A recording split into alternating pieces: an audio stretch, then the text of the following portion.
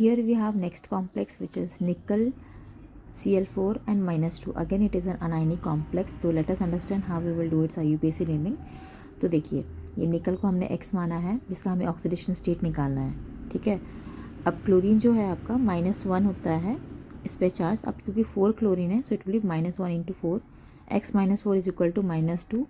That is the overall charge on the complex. So once you calculate you will get the oxidation state of nickel as +2, ठीक है। Now again since we have 4 chlorine, so you will write tetrachlorido. Okay, it will be tetrachlorido. I have done a mistake here. Please add chlorido. Nickel. Now since in an anionic complex, so nickelate, this is the suffix added, and 2 is the oxidation state mentioned here, and ion. So the overall name will be tetrachlorido nickelate ion 3. I mean nickelate 2 ion. Next we have this another anionic complex, which is chromium EDTA minus.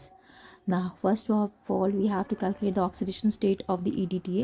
तो basically EDTA is what? Ethylene diamine tetraacetate, and इसके ऊपर ही overall charge जो होता है वो होता है -4.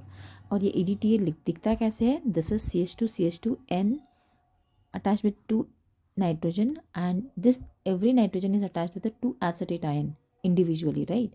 So it is like ethylene diamine tetraacetate. So the overall charge on the complex is -4. After this we will calculate the oxidation state of the metal.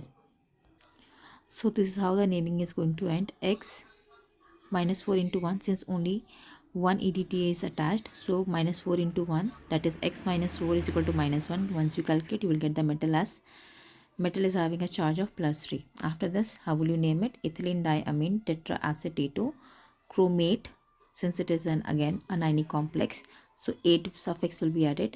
3 is the oxidation state and the ion.